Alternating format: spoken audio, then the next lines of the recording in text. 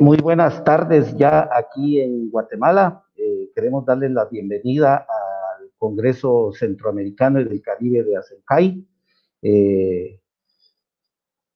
Somos los responsables de su organización, la Asociación Guatemalteca de Enfermedades Infecciosas.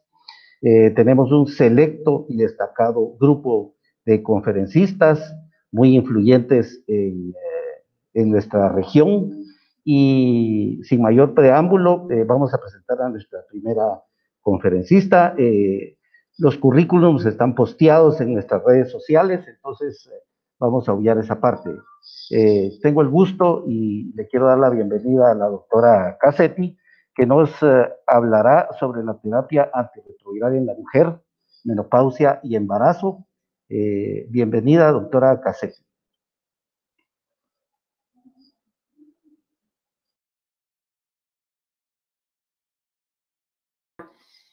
Rodolfo Pinzón y todo el comité organizador de ASENCAI por la invitación a participar de este encuentro del taller. Un gusto de compartirlo con mis compañeros. Me voy a referir en principio a lo que es algunos datos recientes de epidemiología y luego algunas cuestiones clínicas que van a ser la decisión de tomar el tratamiento antirretroviral como tema central en el embarazo y en la menopausia.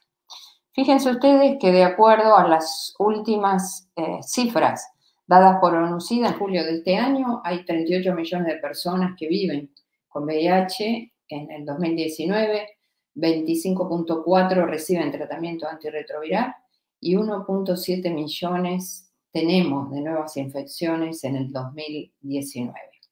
Si ustedes observan el gráfico de la derecha, van a ver que 52.2% de las personas que viven con VIH en el mundo son mujeres.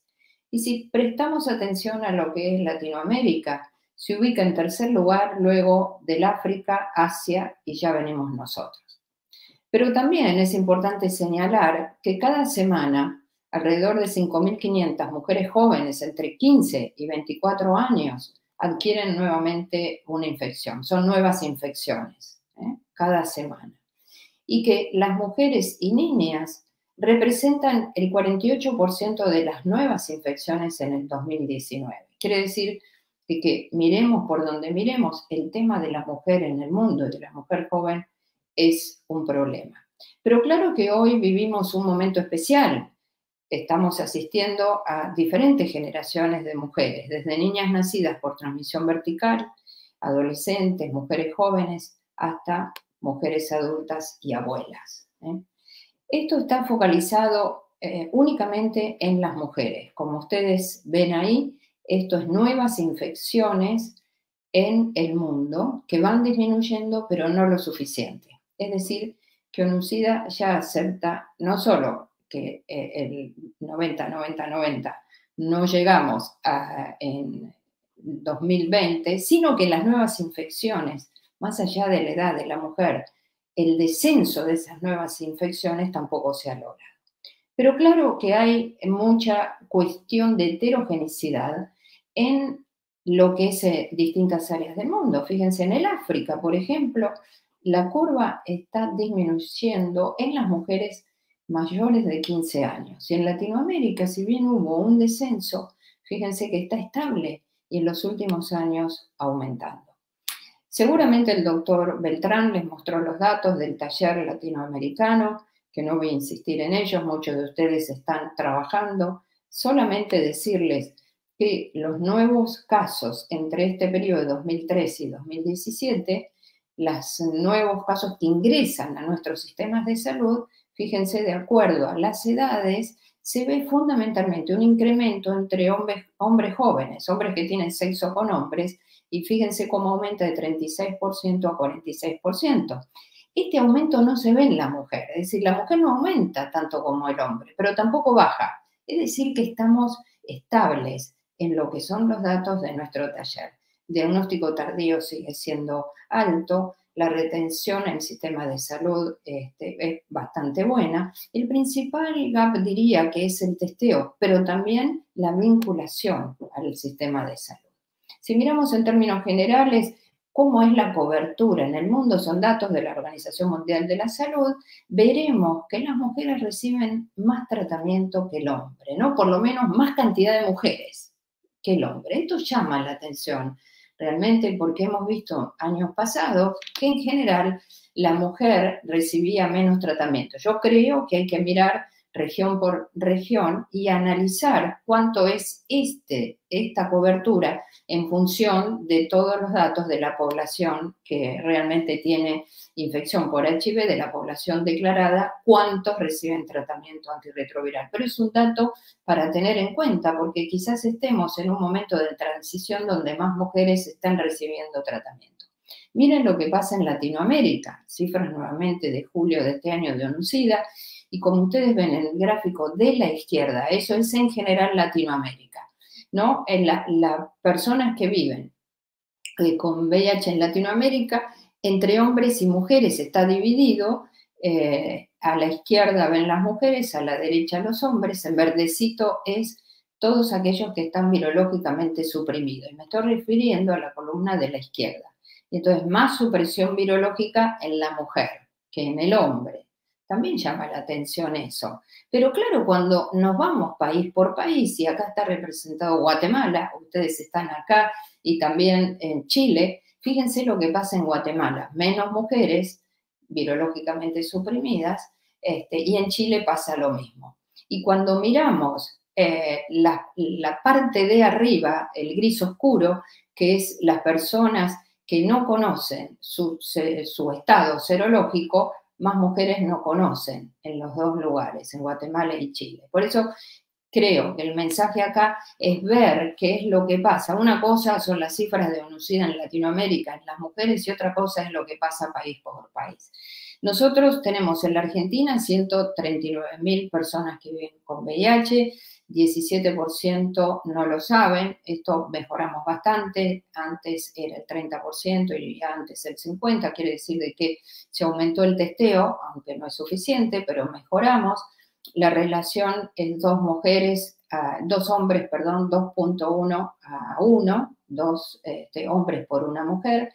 El 63% recibe cobertura pública, el resto lo que llamamos nosotros sistemas de seguridad social, obras sociales y sistemas de prepagos. Yo trabajo en un lugar que tiene cobertura para sus pacientes de obras sociales.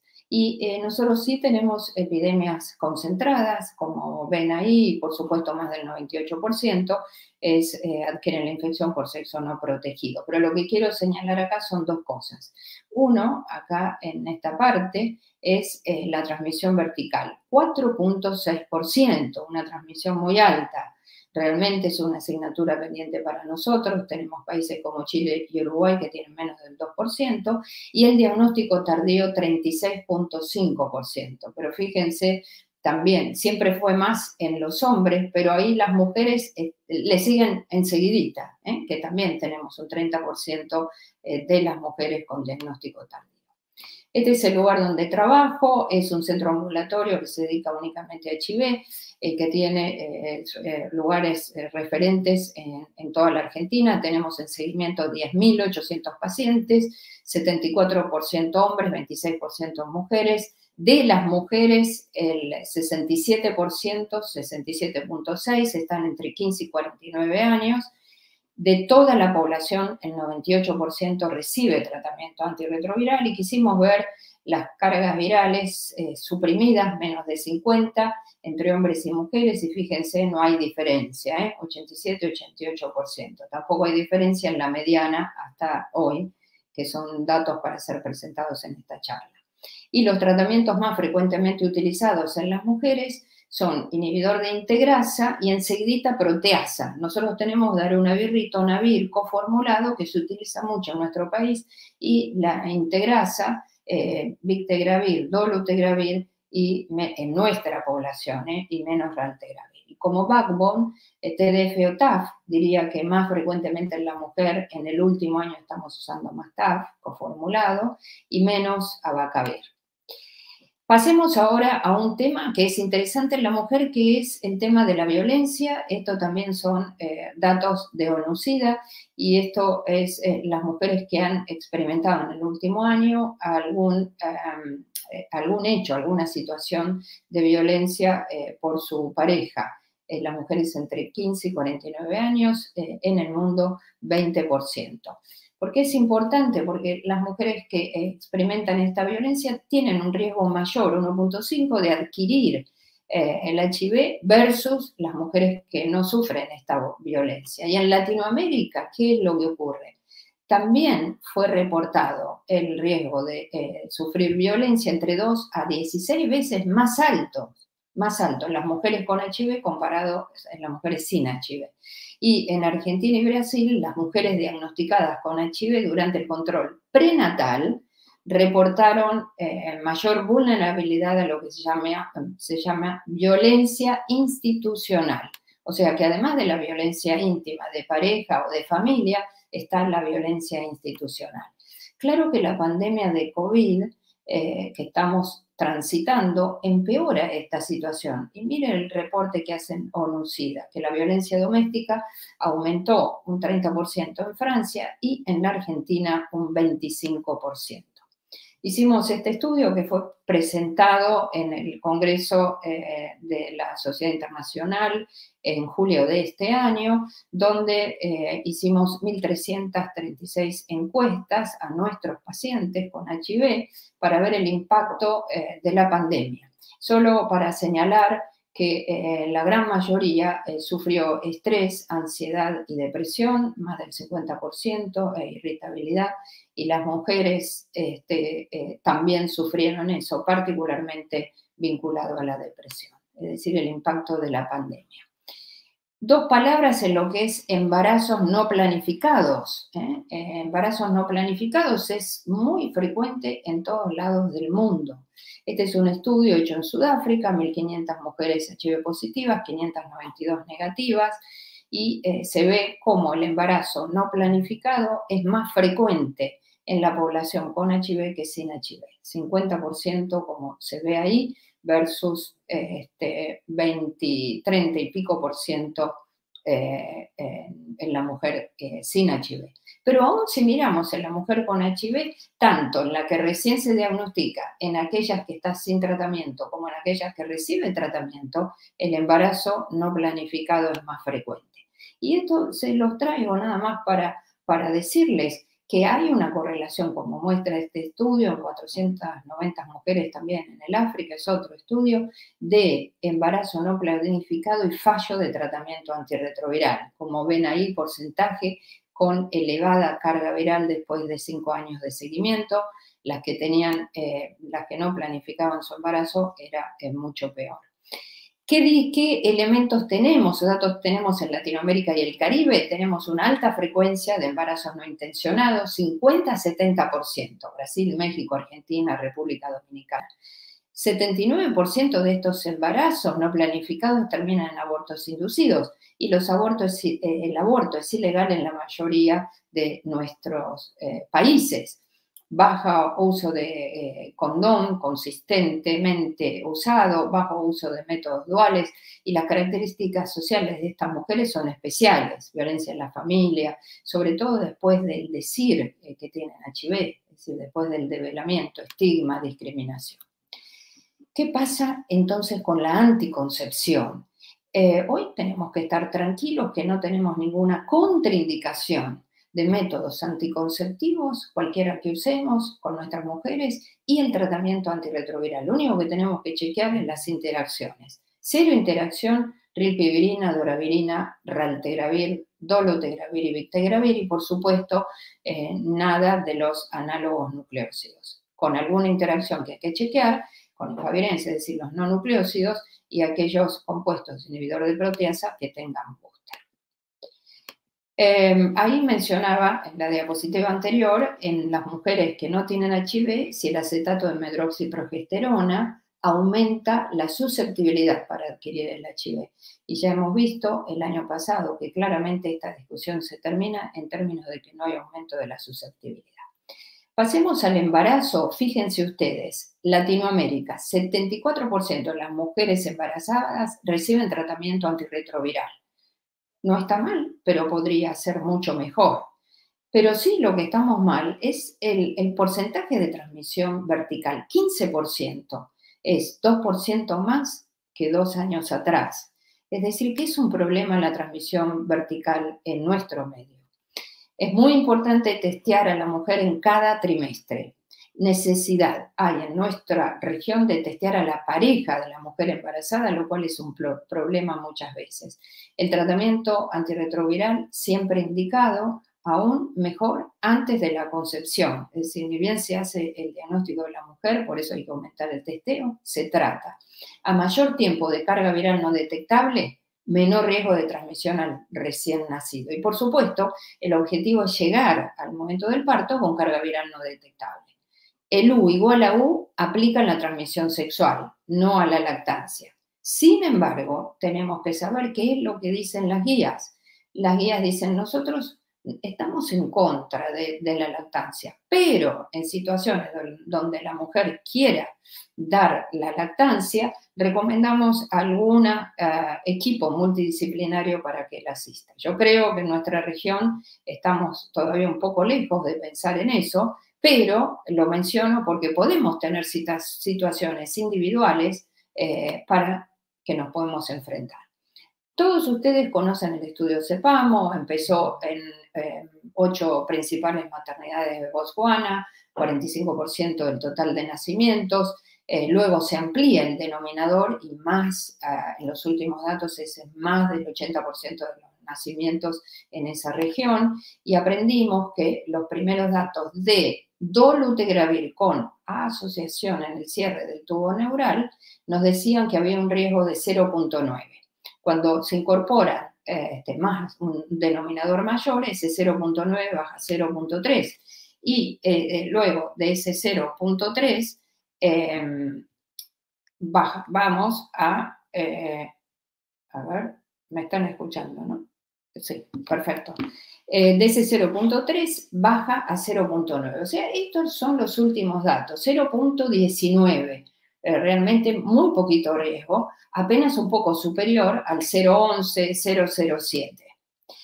Y Rebeca Sass dice, miren, lo esperable son 2 casos por 1000, y esto no va a disminuir más. Es decir, que ya bajamos 0.9, 0.3, 0.19 y estamos bastante bajos, y acordémonos que este problema es en la mujer que ya viene tomando dolutegravir y se embaraza, no hay problema en el primer, segundo, tercer trimestre con dolutegravir, ¿sí? Recuerdan, el cierre del tubo neural es a los 28 días, entonces es previo. ¿Qué dicen las guías? Esta es la de HHS de tratamiento antirretroviral en el embarazo. 2 nucleósidos análogos, abacavir 3TC con TDF, con 3TC o FTC, más raltegravir o dolutegravir, el dolu preferido en los 3 trimestres, pero alternativo en la mujer que trata de concebir, y como inhibidor de proteasa, tazana-rito 1 vez por día o daro-rito cada 12 horas. El ralte también es cada 12 horas, no hay que usarlo 1 vez por día. Y no está recomendado por el momento TAF, Victe y doravirina por datos insuficientes. Y con los compuestos que tienen COVID, tampoco recomendado porque la farmacocinética baja las concentraciones de estas drogas, sobre todo en el segundo y tercer trimestre. Miren las guías de este año. No hay recomendación de 2 drogas en el embarazo. No solo eso, sino que la mujer que viene con 2 drogas y se embaraza, o sugieren cambiar el esquema o agregar una tercera droga.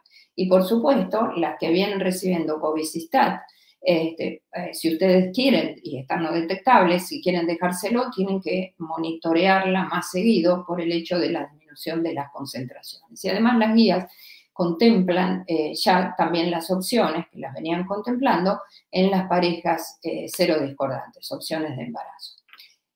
Dolutegravir en la concepción. La Organización Mundial de la Salud lo libera, dice que es preferido en todo momento, en la mujer y en el hombre. La DHHS dice dolutegravir preferido en la mujer independientemente del trimestre, pero alternativo en la mujer que trata de concebir. Y las EACS que busca el embarazo. Y la EACS dice, no está recomendado. Y en las que quieran buscar en el embarazo, preferimos nosotros no darlo, no recomendarlo e iniciar, si fuera el caso, 8 semanas después del embarazo. EACS saca unas guías nuevas, que es del mes pasado, 2020, octubre 2020, donde esto no está modificado, de manera que son más conservadores. Cuando preguntamos a cada uno de nuestros colegas, entre ellos a Ernesto, Ana Paulina y otros colegas de Latinoamérica, qué era lo que estaban haciendo en sus países, en este momento es un momento de transición hacia inhibidor de integrasa y van a ver que Brasil se adhiere más a la Organización Mundial de la Salud y que el resto de los países va a depender un poco de las guías y de las políticas de cada lugar. O sea, no tenemos en Latinoamérica una decisión única. Finalmente, en esta parte de embarazo, con carga viral no detectable, nosotros en la Argentina, estas son guías de la Argentina, no damos acetato endovenoso y no hacemos cesárea. Pero si está entre 50 y 1000 de carga viral en el momento del parto, sí hacemos acetato endovenoso y la mayoría de las veces cesárea, aunque eso se conversa. Y con más de 1000, por supuesto que sí. Unas palabras en la menopausia y decirles que tanto en la mujer, en cualquiera de sus edades, como ustedes ven ahí, hay un gran impulso llevado adelante en los 2 últimos años de dejar a la mujer, particularmente la mujer que se embaraza, dentro de los ensayos clínicos. Ustedes como investigadores han tenido experiencia de que están estudiando una droga, la mujer se embaraza y la excluimos. Pero ahora estamos en un momento de transición. Conceptos. La mujer con HIV, independientemente de la edad, tiene más comorbilidades que la mujer sin HIV. Y fíjense a lo largo de la vida, el tema del hueso, el tema de la hiperlipemia, el tema de la enfermedad cardiovascular y el tema del aumento de peso. Estas son otras, esta es una corte de British Columbia, 267 mujeres con HIV, 276 sin HIV, y las comorbilidades a la misma edad fueron más frecuentes en la mujer con HIV que sin HIV, depresión, ansiedad, problemas en los huesos. Este estudio es nuestro, tomamos 250 mujeres más de 50 años, es decir, en la posmenopausia, y estudiamos las comorbilidades y lo que hace es documentamos que también nosotros vemos en nuestra corte de pacientes estas mujeres posmenopausias como comorbilidades más frecuentes, alteraciones en los huesos, insuficiencia, deficiencia e insuficiencia de vitamina D, dislipidemia y alteraciones como la depresión. El aumento de peso en la mujer hoy es una preocupación, nada más el concepto de que tanto el ADVANCE como otros estudios ven que entre los grupos de riesgo se encuentra la mujer, también de raza negra, menos 200 CD4 y más de 100. Y finalmente, decirles que las comorbilidades son más frecuentes, la depresión es más frecuente, la densidad mineral ósea disminuye más en las mujeres HIV positivas que en los hombres, los síntomas vasomotores de la menopausia son más intensos. La polifarmacia en la menopausia hay que considerarlo, más de 5 medicaciones independientemente del tratamiento antirretroviral, y fíjense cómo impacta y cómo tenemos que decidir nosotros el tratamiento antirretroviral en nuestras mujeres menopáusicas, que tenga poca interacción, dependiendo el esquema que elijamos, si es en la menopausia, como les decía, y si la mujer recibe terapia de reemplazo hormonal, pero con poco impacto en el hueso, poco impacto en el peso. Si es en una mujer más joven, preferentemente que sean coformulados, que sea seguro y eficaz en el embarazo y que no tenga interacciones con los anticonceptivos. Y finalmente, el tratamiento antirretroviral, tenemos pocos datos, menos del 25% de las mujeres han sido incluidas en los estudios, 2 estudios en mujeres naive, WAVES y ARIA, y 2 en switch de tratamiento, donde en ambos se comprueba la superioridad en el WAVES y ARIA de inhibidor de integrasa sobre la proteasa. Y en switch similar eficacia virológica cuando se cambia de proteasa a integrasa con menos eventos en el hueso y en el riñón, y este es un ejemplo de ellos, de mujeres que cambian a TAF, se conserva la eficacia virológica de los esquemas que venían recibiendo, pero con menos impacto. ¿Qué dicen las guías? No hay una recomendación específica de este tratamiento es para la mujer. La DHHS dice, cuidado, considerar en la sesión de mujer, por lo menos le da una sesión anticoncepción hormonal, embarazo, recomendaciones generales.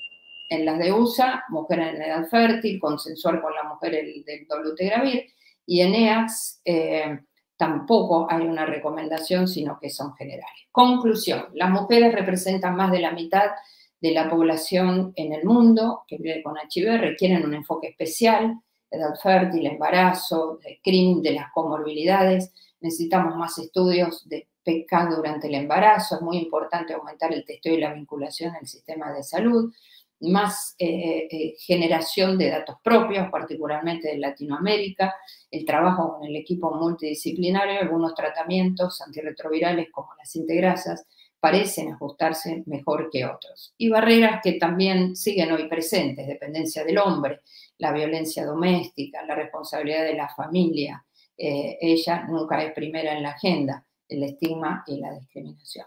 Gracias a todo el grupo nuestro del taller latinoamericano y acordémonos de cuidar y cuidarnos. Muchísimas gracias a todos ellos que me facilitaron datos que pude presentar hoy. Y gracias a ustedes por la atención. Muchas gracias, doctora Cassette. Le agradecemos mucho su presentación. Y por situaciones de tiempo vamos a pasar inmediatamente a la presentación del doctor Ernesto Martínez de Colombia, doctor.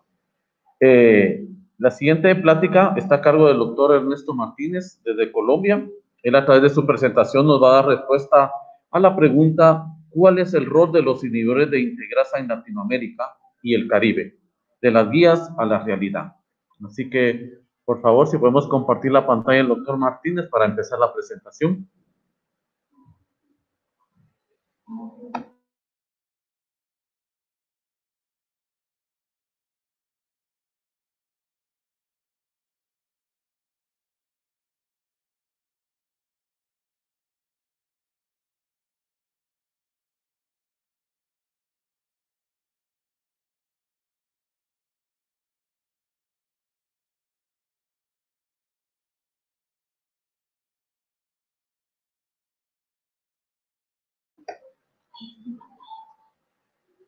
Bien, vamos a esperar que nos compartan la pantalla ya el doctor Martínez desde Colombia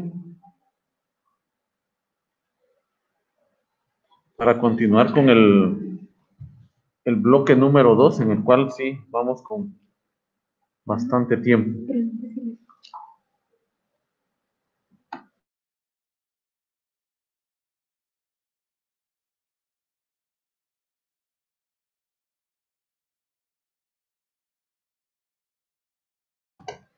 No sé si el doctor Martínez nos escucha.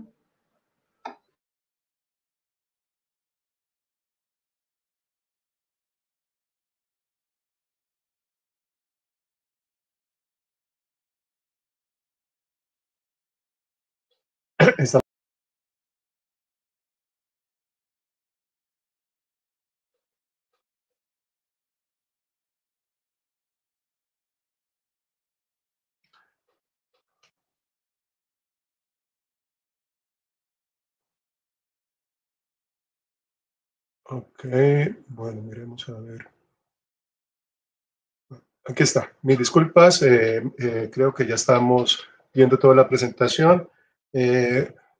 Muchas gracias a los organizadores del 13º Congreso Guatemalteco Internacional de Enfermedades Infecciosas y al 7º Congreso Centroamericano y del Caribe, ASENCAI, por dejarnos compartir desde el taller latinoamericano de VIH nuestras experiencias y nuestras ideas acerca de lo que debe ser o lo que estamos viendo cómo es el VIH en la región. En los próximos minutos les haré una disertación acerca de lo que es la ubicación de los inhibidores de integrasa en las guías, en las diferentes guías de Latinoamérica, Centroamérica y el Caribe. A través de estos minutos estaremos viendo básicamente estos 3 puntos: la actualización de las guías internacionales de referencia, en este aspecto cómo estamos en Latinoamérica, Centroamérica y del Caribe en términos de inhibidores de integrasa en las guías, y una reflexión muy importante de cómo podemos estar a la altura de las guías internacionales. ¿Por qué estamos hablando de inhibidores de integrasa? Y la razón es obvia y ustedes la conocen, es desde que comenzaron a aparecer los inhibidores de integrasa, primero allá en el 2007, comenzaron a hacer su uso cada vez más pronunciado en la práctica clínica, sí, con raltegravir, pero no se hizo mucho, se hizo mucho más evidente cuando ya en agosto del 2012 surge Estrivir con el Vitegravir Coexistat, y definitivamente el empuje final lo da la aparición de Triumeq con dolutegravir, acailamidina, y esto va hasta una foto del 2014. Esto ha seguido cada vez mayor en incremento en los países del primer mundo.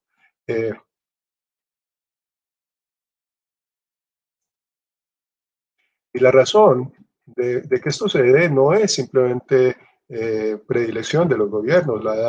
Esta diapositiva nos ilustra cómo de los últimos 20 estudios que se han reportado, aleatorizados, ensayos clínicos bien elaborados, randomizados, vemos que 17 de estos 20 estudios dan los mejores índices de indetectabilidad por encima del 90% en esquemas basados en inhibidores de integrasa, y como ustedes pueden ver principalmente en los últimos años con dolutegravir o vitegravir. Así que esto nos pone en la reflexión de por qué las guías están avalando y están acogiendo este tipo de esquemas en su primera línea. Esta es la guía de HHS, que desde hace varios años ya tenía incluido dolutegravir, desde hace 2 años vitegravir, y lo nuevo, la última guía, es la inclusión de el esquema dual como un nuevo paradigma de 2 medicamentos igual a 3 con dolutegravir y lamivudina.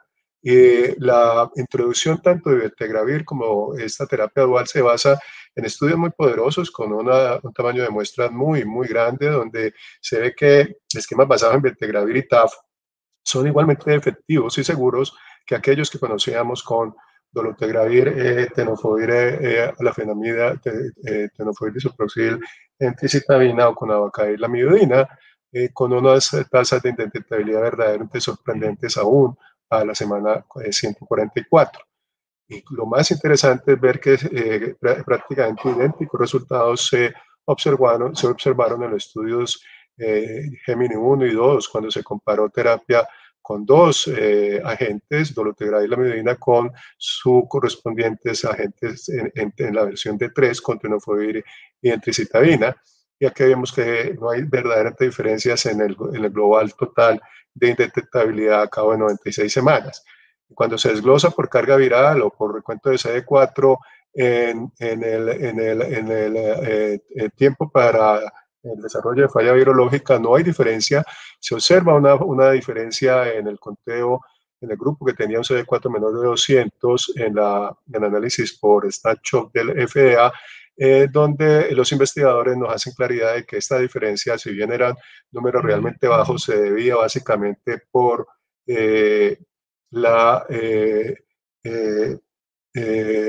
por causas no relacionadas a falla virológica. Doctor Martínez, perdón, ¿le puede compartir su pantalla? ¿Dejó de compartir?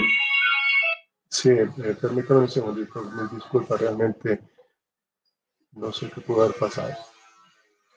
Estaban oyéndome, pero no veían la imagen, ¿cierto? Sí, exactamente, doctor. Bueno, entonces yo creo que retomamos de donde estamos. ¿Ahí la están viendo? Aún no. Ahorita ya, doctor. Ok. Bueno, les comentaba las diferentes guías y por qué se soportan estas guías internacionales de referencia en los inhibidores de integrasa. Les mostraba la guía de HHS con la predilección de terapias basadas en dolutegravir, vitegravir, y la introducción reciente de terapia dual con dolutegravir y lamivudina. Aquí vemos la última actualización de la guía EACS, la europea, donde también viene recomendándose desde hace varios años el uso de dolutegravir se introduce también Bictegravir, y como elemento nuevo en la última guía del 2019, la terapia dual de dolutegravir y lamivudina. La guía europea tiene una curiosidad, y es que es la guía de referencia internacional que es más flexible con otras alternativas que no incluyen otras guías, como vemos acá, el uso de doravirina, el uso de rilpivirina y el uso de darunavir con cobicistat o ritonavir. La guía española, que es actualización de este año, se queda, como lo ha sido desde hace varios años, con esquemas basados en dolutegravir, actualmente también en bictegravir. Introducen también la terapia con dos medicamentos, dolutegravir y lamivudina, y hacen varias observaciones, de las cuales ya nos hizo comentarios Isabel en términos de recomendaciones en relación a las mujeres en edad fértil o las mujeres embarazadas con dolutegravir. Y aquí vemos el resumen de las guías que son de mayor referencia para nosotros, la europea, la HHS y la IAS, con su reciente actualización del 2020, donde es abrumador cómo los tratamientos preferidos siempre son basados en inhibidores de integrasa. Llama la atención la introducción en todas las guías de dolutegravir y lamivudina, y con la diferencia de que la europea pues permite otras alternativas, habida cuenta de que el continente europeo es tan heterogéneo en sus capacidades económicas como lo es Latinoamérica, y permite otras opciones de acuerdo a las capacidades de cada país. Mirando cómo estamos en Latinoamérica, Centroamérica y el Caribe, pues pongamos de referencia cómo estaban las guías que estábamos revisando hasta este momento hace unos años. Comienzo desde el 2013, porque en 2013 fue cuando se introdujo dolutegravir en la terapéutica del VIH, y aquí vemos cómo desde el 2013 ya con la EACS y la VIVA ya se observaba la introducción de dolutegravir, no así de la Organización Mundial de la Salud, pero ya desde muy temprano, en el 2013 y 2014, los inhibidores de integrasa hacían una muy importante aparición en el escenario de las guías, y esto ha evolucionado al momento actual, con las guías que tenemos actualizadas hasta este año, donde ya el dominio de los inhibidores de integrasa es muy claro, con algunos considerando el uso también de TAF como alternativa, y vemos cómo alternativas, que son los colores amarillos, aparecen algunas guías donde todavía se recomienda Favirenz como una alternativa en caso de no poder utilizar inhibidores de integrasa, rilpivirina y doravirina en estos escenarios, como ustedes pueden ver acá. VIVA casualmente hace una actualización muy específica este año del VIH en relación a COVID, y actualiza su guía haciendo una recomendación única en favor de bictegravir y TAF. Y esto es el continente nuestro, esto es todo lo que es Latinoamérica, Centroamérica y el Caribe, donde estoy resaltando en azul los países de la región centroamericana y del Caribe, donde ustedes pueden ver que de acuerdo al año, y esto está ordenado cronológicamente, ahí había una clara favorización de las guías, aún en la época en que ya habían emergido el tratamiento del VIH los inhibidores de integrasa. Y solamente aquellas guías que han venido actualizándose del 2017 en adelante hacen ya una predilección sobre inhibidores de integrasa. Pero aún manteniendo varios de ellos también Favirenz, varios de estos países, como una de las terapias de primera línea junto con los inhibidores de integrasa. Aquí vemos algunas excepciones cuyos ejemplos pasaré a dar en continuación. Pero sí vemos cómo la actualización de las guías tiene un verdadero significado en el sentido de que permite reconocer la evidencia de la eficacia y seguridad de estas terapias basadas en inhibidores de integrasa. Este ya es el espectro de terapias de primera línea y también alternativas, es ampliando la tabla anterior, donde ya en amarillo vemos las alternativas de segunda línea, donde ya comienzan a aparecer en varios de los países y en las guías inclusive más actuales, uso de inhibidores de proteasa, uso de rilpivirina. Miren que nevirapina ya no se vuelve a mencionar en las guías en los últimos años, al igual que abacaíra y lamivudina solamente en el contexto de uso combinado con dolutegravir en la mayoría de los casos. Y al igual que entra mucho con fuerza a los inhibidores de integrasa, también entra TAF y también entra lamivudina en combinación con tenofovir o combinación en terapia dual con dolutegravir. Y estos son algunos de los ejemplos. Este es uno de los ejemplos más importantes porque Brasil, en una nota informativa casi de carácter oficial y obligatorio, en el 2017 define que el esquema recomendado es dolutegravir, tenofovir, lamivudina, y deja como alternativas otras cosas, y ya sabemos cómo la experiencia de Brasil ha sido muy satisfactoria con esta práctica a nivel nacional. Después vemos cómo República Dominicana en el 2018 saca una guía donde está todavía Favirenz como uno de los esquemas de primera línea, pero también está dolutegravir, terapia basada en dolutegravir con tenofovir, entricitabina, abacavir, lamivudina, y esto pues es un avance bastante importante porque es pionero entre los países de Latinoamérica de menores capacidades económicas en términos de promover el uso de inhibidores de integrasa. Venezuela el año pasado hace una revisión de su guía y muy parecida o muy en consecuencia de las recomendaciones de la Organización Mundial de la Salud y de la Organización Panamericana de la Salud, definen que el tratamiento recomendado de primera línea es tenofovir, lamivudina con dolutegravir, el TLD, dejando como alternativas inhibidores de combinaciones de inhibidores de proteasa. Esto pues es muy importante también por lo que es el esquema que tiene más acceso la mayoría de los venezolanos actualmente. En Argentina tiene un toque algo parecido al toque europeo, en el sentido de que dan predilección por los niveles de integrasa, sobre todo cuando vemos que hay ciertas características que deben determinar la selección de terapia antirretroviral, y en términos de resistencia, vemos que las terapias basadas en no-NUCs, en no análogos de nucleócidos, estarían no recomendadas por la alta resistencia al Favirenz, y deja así, por lo tanto, como primera elección y opción terapias con inhibidores de integrasa.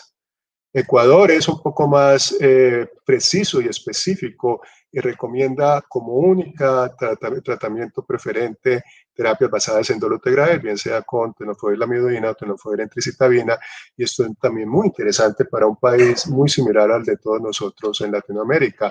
Es el caso también muy similar al de Guatemala del año pasado, donde la terapia preferente es basada en dolutegravir, tenofovir, entricitabina, y como esquema alterno, terapias basadas en el Favirenz.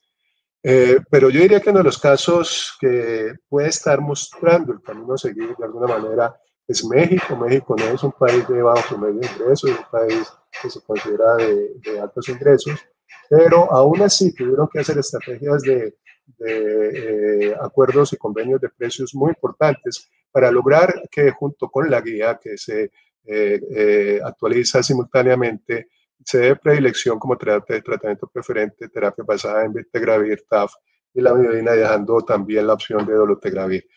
Esto es un ejemplo muy importante, y ustedes seguramente ya han oído experiencias de cómo han verdaderamente logrado cumplir los objetivos con base en esta estrategia combinada de políticas y guías. Y a eso nos lleva la pregunta: ¿y cómo podemos estar a la altura? Pues bien, es interesante porque la Organización Mundial de la Salud quiere que formulemos dolutegravir, y que formulemos dolutegravir prácticamente en todos los escenarios, y como lo menciona Isabel, perdón, incluso en las embarazadas. Pero esto es una historia reciente. Recordemos que dolutegravir sale en el 2013, y desde hace ya más de 5 años hay un volumen de evidencia que ha permitido que sea indicado en las guías internacionales. Pero la Organización Mundial de la Salud en el 2013 recomienda Favirenz, en el 2015 todavía su tratamiento predilecto es Favirenz, en el 2018 comienza a recomendar con una carácter condicional la posibilidad de dolutegravir como primera línea, lo cual ya se vuelve una norma, una recomendación de primera línea en diciembre del año pasado. Y inclusive también en terapias de segunda línea, inclusive en embarazadas, adolescentes y en niños en donde tengan las dosis aprobadas. Así que hay una evolución del concepto de dolutegravir en la Organización Mundial de la Salud, pero que solamente se hace evidente en el 2018. ¿Por qué tan tarde? Y la razón es clara: es el precio. Acá vemos cómo ha evolucionado el costo de las terapias antirretrovirales, y aquí vemos al punto en que llegó el costo anual de tenofovir, lamivudina, dolutegravir, a un costo que lo hacía alcanzable a muchos países, y esto lo hace a través de estrategias de la Organización Mundial de la Salud de transición a dolutegravir, que vemos que en el mundo hay muchos países, y para cuando se hizo esta diapositiva el año pasado, 123 países ya estaban en políticas de transición a dolutegravir, bien sea incorporándolo a las guías o de hecho implementándolo en términos reales en el manejo de los pacientes. Pero cuando vemos cómo la situación de muchos países, y este artículo es muy interesante porque nos muestra la inequidad del concepto de terapia de primera línea en varios de nuestros países, y en rojo señalo Perú, Colombia, Argentina y México, donde para este momento la diferencia del costo anual de terapia basada en dolutegravir versus terapia basada en efavirenz era astronómica. Era verdaderamente, mire, Colombia era 7.000 veces, 7.000% más caro la terapia anual con dolutegravir. Esto ha variado, esto ha disminuido significativamente, pero hoy por hoy la brecha entre terapia basada en dolutegravir y efavirenz es de 10 a 1. Trataríamos 10 pacientes con efavirenz mientras tratamos uno solo con dolutegravir. Pero este cambio y esta transición a dolutegravir y algunos países con vitegravir se da gracias a estas negociaciones que promueve la Organización Mundial de la Salud a través de agencias no gubernamentales o agencias apoyadas por ONU-SIDA también, donde se logra que a través de grandes donantes se liberen licencias de para ciertos países de productos que tienen todavía patente para que fabricantes de genéricos los puedan hacer a bajo costo y ofrecerlos a países de bajos y medianos ingresos. Y aquí vemos un listado de países de bajos y medios ingresos en donde se ha ido incorporando el concepto del uso de genéricos a través de este convenio de patentes que promueve ONU-SIDA y que promueve la Organización Mundial de la Salud. Y eso nos lleva a estos tres escenarios. ¿Cómo puedo yo prescribir o cómo puedo obtener yo dolutegravir o vitegravir en mi país? Hay tres escenarios. Uno, si usted vive en un país de altos ingresos, entonces simplemente hace una guía basada en la práctica, una guía de práctica clínica basada en la evidencia, dice qué es lo que le muestra la evidencia, esa guía se publica, no va a haber barreras de costos y se va a cumplir. Esta es la realidad de la Unión Europea en gran mayoría y de Norteamérica. La opción 2 es que usted no sea un país rico, sino que usted sea, por el contrario, un país de bajos ingresos o de bajos y medianos ingresos. En ese otro extremo, usted va a poder desarrollar una guía de práctica clínica adaptada de la Organización Mundial de la Salud, idealmente con el aval del gobierno, y a través de estas organizaciones, UNITAID y la Medicine Patent Pools, que son las organizaciones que promueven la liberación de licencias, se va a poder fabricar genéricos de bajo costo de estos inhibidores de integrasos y de esa manera usted lo va a poder prescribir y lo va a poder tener en su país. Pero muchos de los países son similares a Colombia, donde no son ni de altos ingresos ni de bajos ingresos, sino estamos en la mitad del sándwich, donde somos de medianos y altos ingresos, y además de eso tenemos ley de protección de patentes. Por lo tanto, la única opción en esos países es la negociación directa con fabricante con posible apoyo de guías de práctica clínica.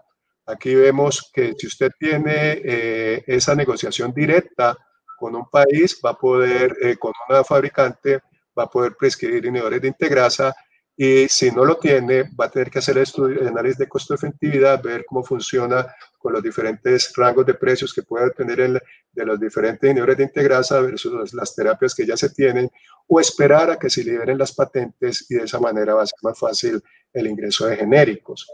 Este ejemplo, en donde sí se hizo la negociación, es el ejemplo que siguió Brasil con dolutegravir y que siguió de una manera también muy exitosa México con vitegravir. En conclusión, ¿qué tenemos entonces con todo lo que hemos mencionado? Primero, que la adopción de los inhibidores de integrasa en las guías de Latinoamérica es lento y que nos está generando un gap aproximadamente de 5 años.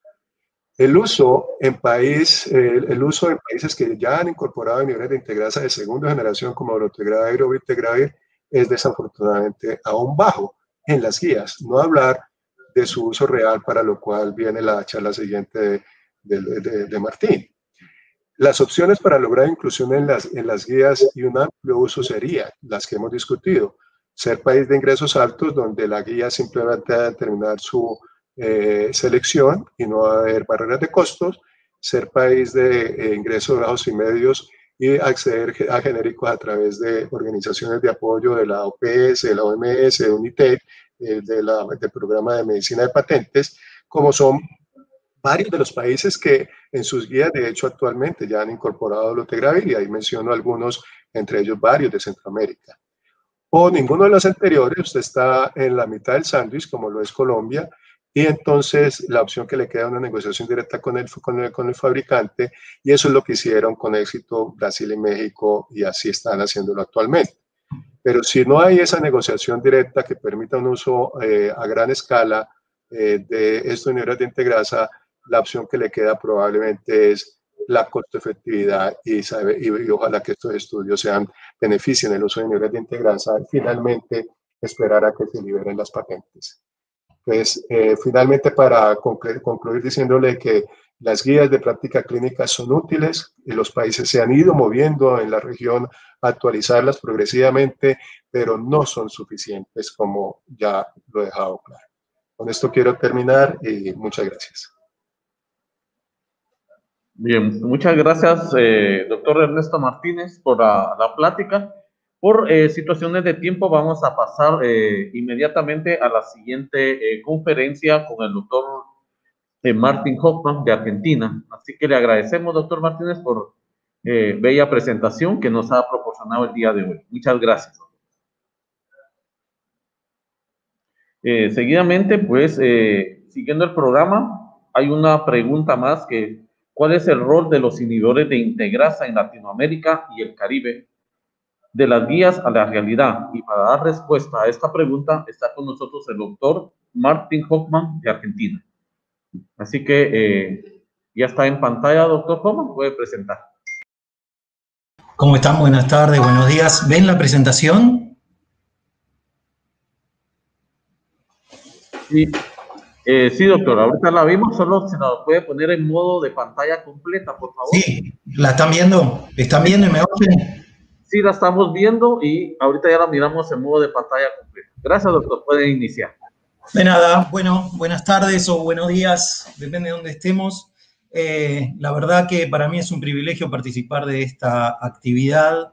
Agradezco la invitación de los organizadores, la Asociación Centroamericana y del Caribe de Infectología y la Asociación Guatemalteca de Enfermedades Infecciosas.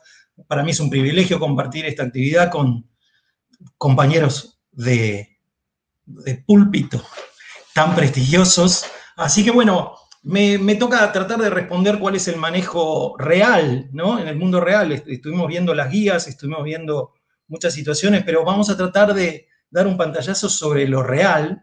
Vamos a tratar de contestar las siguientes preguntas. ¿Cuál es la situación actual con respecto al porcentaje de la población con VIH en tratamiento? ¿Cuáles son las fortalezas y las debilidades?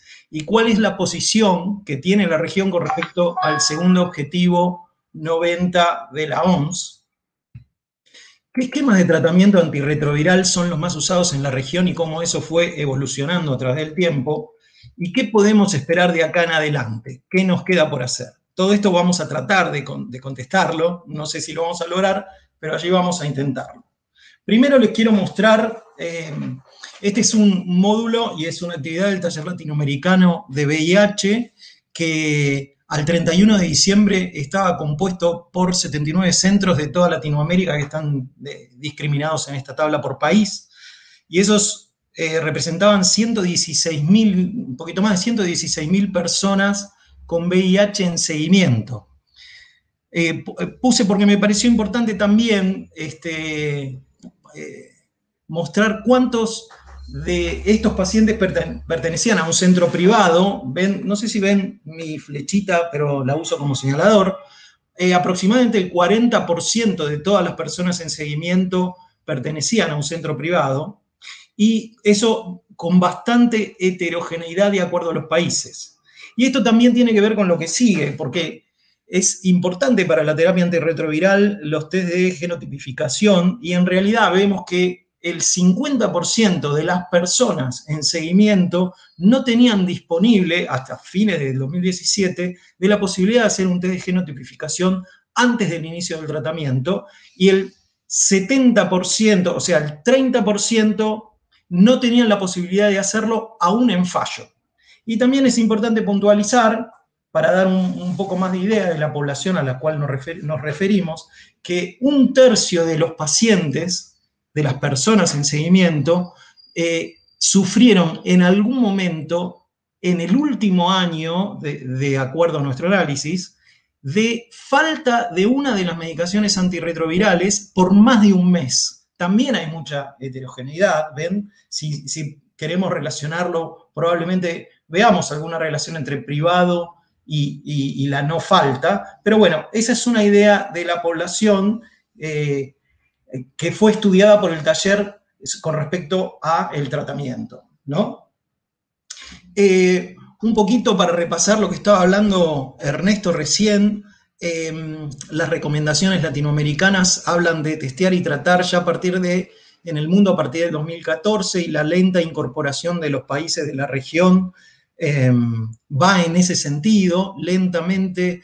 Ya a esta altura la mayoría de los países ya no tienen en cuenta la condición inmunológica ni la carga viral para empezar el tratamiento.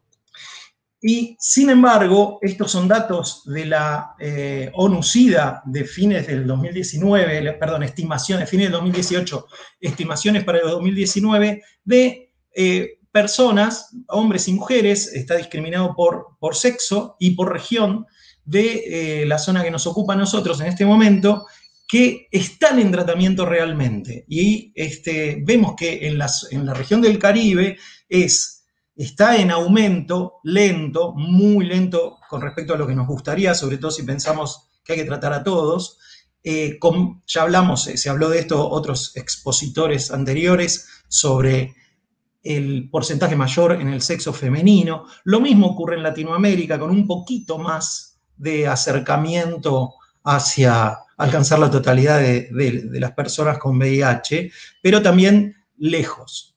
Cuando nosotros vemos nuestros números, nosotros lo que analizamos son los pacientes que están en seguimiento y cuántos tenían acceso al tratamiento del total de los 116.000 pacientes y de los 79 centros que componían nuestro taller hasta el 31 de diciembre del 2017, y nosotros vemos un alto porcentaje de personas en tratamiento. Vemos que es un poco diferente al anterior, y vamos a ver el único de los países que hasta ese momento formaba parte del taller de la región del Caribe es República Dominicana, y acá de su pantalla, creo que es a la derecha, si lo ven igual que yo, vemos el progreso al objetivo 90-90-90 de la UNAIDS, que habla del 81% de las personas que conocen su estatus, que estén en medicación. En realidad, no es lo mismo que la gente conozca su estatus que esté en seguimiento. Sabemos que en nuestra región, por nuestras condiciones socioeconómicas, hay bastante gente que sabe que es positiva, pero no tiene acceso al sistema de salud, no puede llegar por muchos motivos. Entonces, esa sería la diferencia. Este número tan alto que nosotros tenemos, mayor del 90% en general, salvo algunas excepciones como Honduras, habla de la gente en seguimiento, ¿sí? Vamos a poner lo mismo para la zona de Latinoamérica, y es un poquito menor lo esperado según el progreso 90-90-90 de la UNAIDS, que habla del 78%, y nosotros estamos con nuestra cohorte de pacientes por arriba del 90% en todos los grupos etarios. Acá está lo mismo discriminado por edad y sexo, y vemos que también ya se dijo, las mujeres tienen mayor porcentaje de tratamiento, y a mayor edad también se ve mayor probabilidad de estar en tratamiento. Las edades más jóvenes, los menores de 30, sobre todo son los que menos tratamiento tienen, pero todos por encima del objetivo de la OMS del 90%, si tenemos en cuenta esto que yo estaba explicando recién de las diferencias. Cuando nosotros nos fijamos de los pacientes que ingresaron en este periodo al seguimiento, que tuvieron acceso al tratamiento durante el primer año, lo anterior era, los números anteriores, que eran más del doble de los pacientes, eran todos los pacientes que están en la cohorte del taller en el momento que se hace el corte, cuántos estaban en tratamiento y cuántos no. Ahora, cuántos de los que ingresaron empezaron el tratamiento durante ese año. Son 45.000 pacientes de menos países, y vemos que hubo un aumento progresivo, una ligera tendencia al aumento desde el 76-77% en el 2013 hasta casi el 84% en el 2017. Y si vemos estratificado por país, es un poco, perdón si es un poco difícil de ver, después hay otras que son más difíciles de ver, no se preocupen, pero vemos que hay diferencia, hay heterogeneidad con respecto a los países. Por ejemplo, vemos la línea de más abajo que es puntuada, eso es Ecuador, que es de los países que mostró un cambio más importante, pero no es que superó otros países. Y también llamó la atención la única línea en descenso, que es una línea un poquito punteadita, que es de Chile, que nos llamó la atención que encontramos un descenso en Chile en el ingreso de las personas a tratamiento, las que habían sido admitidas durante en el mismo primer año. No sé si los confundo, quiero decir, las personas ingresadas que empezaron tratamiento dentro del primer año de ingreso, ¿sí? Cuando vemos esto mismo estratificado por grupo etario, vemos que los menores de 40 años y más menores de 30 años tuvieron un retraso también con respecto al inicio de tratamiento durante el primer año, y también cae al final de no vamos a decir al final de la vida, digamos, en los grupos etarios más grandes, de mayor edad, también hay una caída entonces en los dos extremos de los grupos etarios analizados. Con respecto, vamos a repetir un poquito lo que decía recién Ernesto, solamente para tenerlo de referencia, con respecto al backbone, o la columna vertebral del tratamiento. Ya la mayoría de las guías a esta altura indican como preferencia el uso de tenofovir en cualquiera de sus presentaciones, combinado con lamivudina o emtricitabina.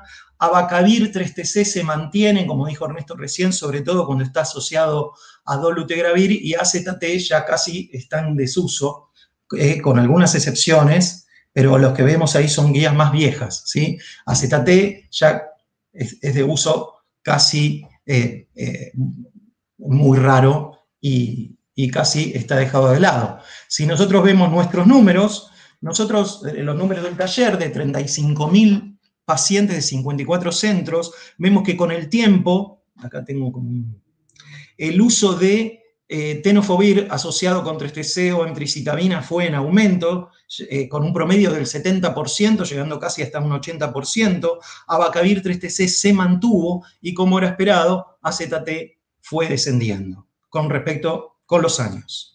Esta es una diapositiva difícil de ver.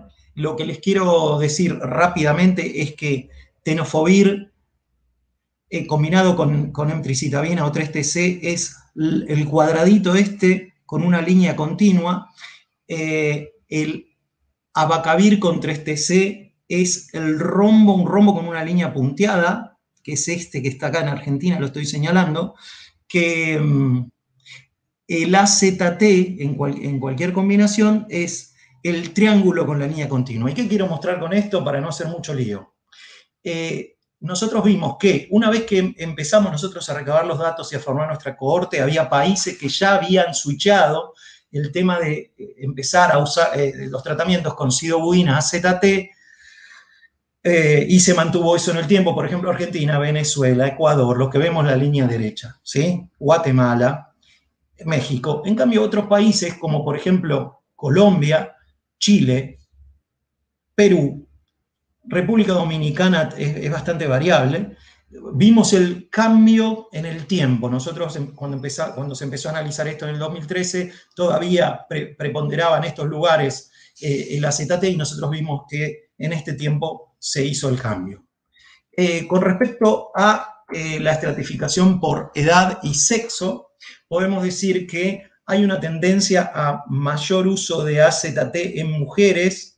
Esto puede tener que ver con el uso durante el embarazo, que todavía se mantiene o se puede mantener en algunos lugares, y en edades ligeramente más jóvenes. Es la tercera columna, ¿sí? El AZT.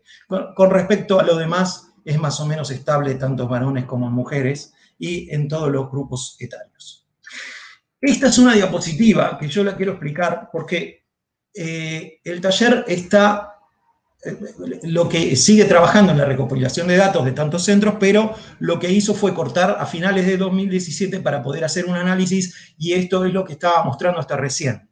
Quería tener yo una idea y mostrársela a ustedes de qué pasó después, si tenemos algunos datos. Entonces, estos fueron datos aportados por mis colegas. Entonces, les quiero mostrar, por ejemplo, con datos aportados por el Taller Venezolano de VIH, nosotros vemos que 2018-2019 siguió en aumento el uso de tenofovir y disminuyó el uso de abacavir combinado con 3-TC. Con respecto a Argentina, que está acá abajo, en Argentina tenemos dos datos, espero que no sea muy confuso. Uno es esta línea, que no es una curva, sino es una línea, que son datos no publicados de los hospitales públicos de la ciudad de Buenos Aires, que son 11.000 pacientes, 12.000 pacientes. Podemos ver que 2018-2019 se mantiene todo más o menos estable, ¿sí? Con un ligero aumento en el uso de tenofovir y un ligero descenso en el uso de abacavir, con una persistencia de un 5% de AZT todavía. Y los datos que están acá en esta columna son de Heliosalud, facilitados por su directora, la doctora Cassetti, son un poquito posteriores. Y la diferencia es que Heliosalud es un sistema, aporta muchísimos pacientes al taller, es uno de los sistemas más importantes del país, de atención de pacientes que no son públicos, no van a un hospital público, pero son semiprivados. Y son semiprivados porque pertenecen a las obras sociales, que acá en nuestro país son los aportes que hacen los trabajadores. O sea, no son estrictamente privados, pero tampoco son estrictamente públicos. Vemos que se mantiene más o menos cercano, en 80% el uso de tenofovir y un 20% el uso de abacavir con 3-TC. Tengo los datos del Hospital Barros Luco de Santiago de Chile, por los que le agradezco al doctor Beltrán. Él me mostró, no tenemos línea de tiempo, pero sí tenemos una utilización un poco menor de tenofovir, ya sea como TAF o como disoproxil-fumarato, un poquito mayor del 50%, y del grupo Bicol de Colombia tenemos el uso de tenofovir y 3-TC casi en un 70%. ¿Esto qué quiere decir? Que sigue en aumento la tendencia en la mayoría de los países, si esto lo pudiéramos interpretar como representativo de otros lugares, de todo el continente. Con respecto al tercer fármaco, esto también lo mostró Ernesto hace un ratito, además las diapositivas de él, se lo agradezco mucho, como otras que puse que también me pasó a él. Nosotros vemos que, como decía él recién, rápidamente, para tenerlo de referencia, a esta altura, ya cuanto más tardía la guía, más se prioriza el uso de inhibidores de integrasa, reservando los inhibidores de proteasa ya casi en muchísimos casos como alternativa, y se mantiene, a pesar de lo que sabemos del efavirenz, en muchos casos como también primera opción. Nosotros sabemos, por ejemplo, que hay reportes de resistencia primaria al efavirenz altos en algunos lugares de nuestra región, pero probablemente por una cuestión de costos y disponibilidad, el efavirenz todavía sigue siendo primera opción. Estos son datos de UNAIDS, en el cual nos muestra también, Ernesto mostró esta diapositiva, pero de todo el mundo, cuáles son los países que introdujeron dolutegravir en sus guías nacionales. Vemos que son los verdes más oscuros, esta línea que está acá, México, Dominicana, ya tienen dolutegravir en julio del 2019, ya dentro de sus guías nacionales. El verde más clarito, este que está acá, Perú, Ecuador, marca que está introducido el dolutegravir en las guías nacionales, pero está en implementación, y el verde más pálido planea para un poquito más adelante en la incorporación de dolutegravir. Llama la atención que Chile y Uruguay no están marcados acá en colores porque este es un mapa de países de bajo y mediano ingreso, y Chile y Uruguay no están considerados dentro de ese grupo. ¿Cuáles son los datos del taller de 34.000 personas? Nosotros vemos que efavirenz es por largo la tercera droga más utilizada, seguida por los inhibidores de proteasa, pero es importante puntualizar que los inhibidores de proteasa que se consideraron en esta cohorte son atazanavir y lopinavir.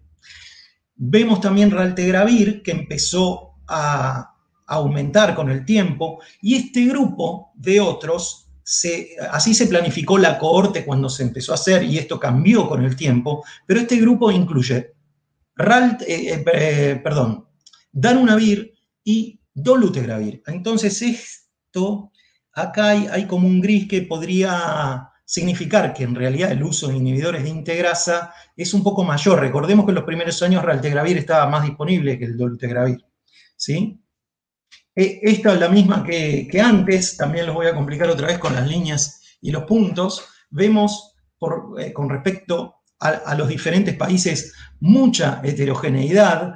Efavirenz es el que suele estar arriba, cuadrado con una línea continua. Vemos que hay países que el efavirenz en este tiempo, hasta el fin del 2017, era de elección en un alto número, cerca del 80%. Venezuela un poquito menos, Ecuador, Guatemala, México y Perú, y otros países con un poquito menos de uso, de efavirenz, más cercano al 50%. Llama la atención Chile, que Chile es el único país que en el 2017 cayó el efavirenz por debajo del uso de raltegravir. Recordamos que está la línea esta punteada con un triángulo invertido, que es otros, que puede confundir un poco la situación con respecto al uso de inhibidores de integrasa. Según edad y sexo, se observó mayor uso de inhibidores de proteasa en mujeres en edad reproductiva. Acá tenemos, ¿sí?, mujeres en edad reproductiva, y efavirenz fue usado más en los jóvenes, más en los hombres, pero en realidad lo importante es que efavirenz largamente fue la droga más usada como tercera droga de los esquemas. Lo mismo que antes, hice este aporte con datos puntuales de algunos lugares. Es interesante lo aportado por el taller venezolano, que muestra lo que mostró antes Ernesto, la incorporación del dolutegravir coformulado como primera opción en el 2019 y no tenían disponibilidad en el 2018. Y eso es lo que llama la atención de que de casi nada llega casi un 90% de pacientes que comienzan con dolutegravir, con obviamente una baja de los demás. En Argentina, otra vez con el tema de los puntitos, vemos que inhibidores de proteasa y efavirenz se muestran estables en descenso. Los inhibidores de integrasa lentamente suben en el público de la ciudad de Buenos Aires, y en el semiprivado de Helio Salud vemos que es un poquito mayor el uso de inhibidores de integrasa, de 20 a 30, recordamos que es un poquito de tiempo también después, y un poquito menor el uso 32 y 34 de inhibidores no nucleósidos o inhibidores de proteasa. Con respecto a los datos del Hospital Barros Luco de Chile, vemos que inhibidores de integrasa se usan en el 60 y casi 67%. Perdón que se me corrió algo acá. Inhibidores de integrasa el 67%. Y en Colombia un poquito más atrasados con respecto a la instauración del uso de inhibidores de integrasa. 2018-2019 es un uso de recién el 7%, con tendencia también al incremento. ¿Cuáles son, entonces, para ir terminando? No sé cómo estoy de tiempo porque no veo nada, espero que me estén viendo y escuchando. ¿Qué conclusiones podemos sacar de todo lo que acabo de decir? Recordamos que la tasa actual de pacientes en tratamiento, según de nuestros pacientes en seguimiento, en tratamiento supera el objetivo UNUCIDA del 90%, con las aclaraciones que acabo de hacer con respecto a cómo se considera eso. A pesar de la adopción en aumento en la región de la política de test and treat, todavía se requiere mejorar el tratamiento temprano en nuestra región, con particular acento en poblaciones jóvenes y mayores.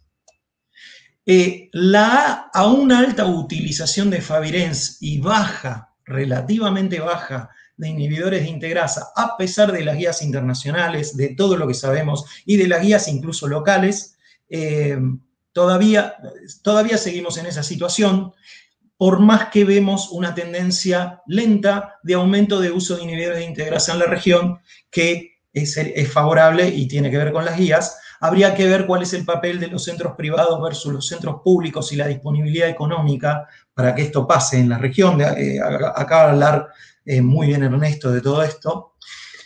El acceso a medicaciones, es importante que el acceso a medicaciones antirretrovirales de probada eficacia superior esté garantizado por todos los estados y que sea de libre acceso para toda la población. El acceso a la medicación antirretroviral no debería depender del estatus socioeconómico de la gente. Las faltas que tenemos en la región, como de test de genotipificación, en algunos casos también, que no lo consigné, pero me consta que en algunos lugares de la región hay incluso falta de test de laboratorio, carga viral y CD4. La falta de medicación por un tiempo importante, también debería ser evitada, porque todo eso claramente conspira contra el acceso y la adherencia al tratamiento. Debe ser prioritaria la solución de estos problemas.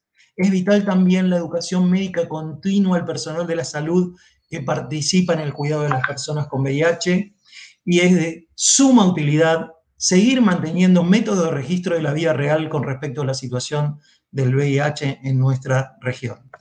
Eso es todo. Le quiero agradecer a toda esta gente, mis compañeros del grupo de tratamiento del taller, con los cuales trabajamos muchísimo, la doctora Cassetti por los datos que me pasó y su apoyo de siempre, el doctor Ernesto Martínez Buitrago, el doctor Carlos Beltrán, el doctor Miguel Morales de Venezuela. Voy a seguir escuchando a la doctora Paulina, que va a hacer la última presentación, tomándome unos mates acá en Buenos Aires. Muchísimas gracias.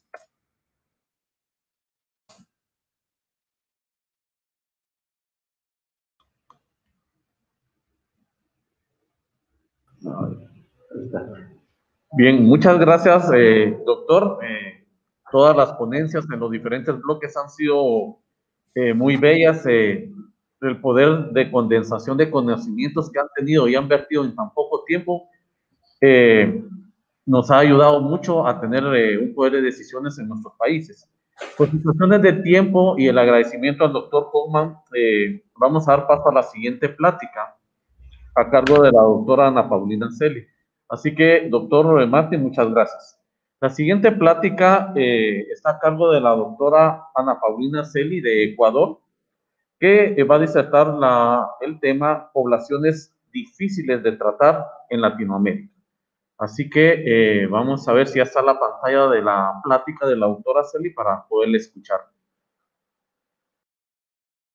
¿Están viéndola? Sí, doctora, sí tenemos, ya podemos ver su pantalla para que la pueda compartir en modo completo y puede empezar su presentación, doctora Celi.